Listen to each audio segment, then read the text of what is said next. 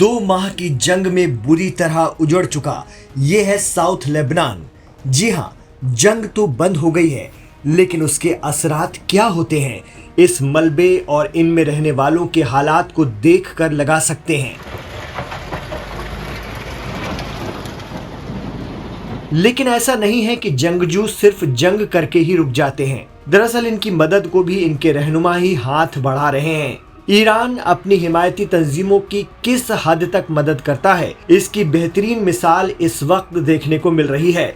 Hezbollah Israel जंग का भले ही सीज फायर हो गया हो, लेकिन बावजूद इसके ईरान लेबनान में आम शहरियों को हुए नुकसान की भरपाई करेगा। जी हाँ, ईरान ने हिजबुल्लाह के लिए खजाना खोल दिया है। मीडिया रिपोर्ट्स की माने तो हिजबुल्लाह चीफ नईम कासिम ने खुद इस बात का एतराफ़ किया है कि लेबनान में 25 लाख परिवारों को हुए नुकसान के लिए उन्हें $77 मिलियन की मदद दी जाएगी।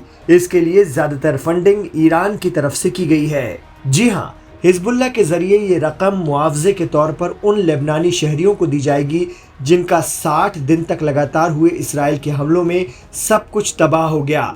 साउथ लेबनान में सबसे ज्यादा तबाही इसराइली एयर अटैक से हुई है। उन्हें $8,000 का मुआवजा और $4,000 से $6,000 टेम्परेरी घर बनाने के लिए दिए जाएंगे। हिजबुल्लाह चीफ नईम कासिम ने इतनी बड़ी मदद के लिए ईरान के सुप्रीम लीडर आयतुल्लाह खामनेई और पासदारान इस्लाम का शुक्रिया अदा किया है। कासिम ने कहा कि हम विस्थापन प्रक्रिया में इस बड़ी मदद के लिए इमाम खामनेई के नेतृत्व वाले ईरान, वहां के लोगों और इस्लामिक रेवोल्यूशनरी गार्ड कोर के शुक्रगुजार हैं। गौरतलब है कि ईरान की तरफ से लेबनान के लिए हिजबुल्लाह को इतनी बड़ी मदद ऐसे समय पर दी गई है जब ईरान खुद इकोनॉमिक क्राइसिस से गुजर रहा है। हालांकि बावजूद इसके ईरान ने इन हालात में खुद को संभाला और करीब 4 दहाइयों के सैंक्शंस के बावजूद अपनी इकोनॉमी को बहुत गिरने नहीं दिया, बल्कि प्रतिबंध झेल कर खुद को इस काबिल कर लिया कि बुरे से बुरे हालात में भी वहां चीजें बहुत ज्यादा न गड़बड़ाएं। मिडिल ईस्ट के सारे देश जब गजा संकट से खुद को दूर रखकर सिर्फ लानत मलामत तक ही महदूद थे, कहा जाता है, तब भी ईरान अपनी प्रॉक्सी संगठनों के जरिए इसराइली आक्रामकता से उलझ रहा था।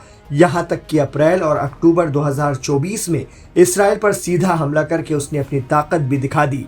अब देखना होगा कि लेबनान में हिजबुल्लाह के जरिए दी जाने वाली इस मदद से वहां आम जिंदगी कितनी जल्दी पटरी पर आ पाती है।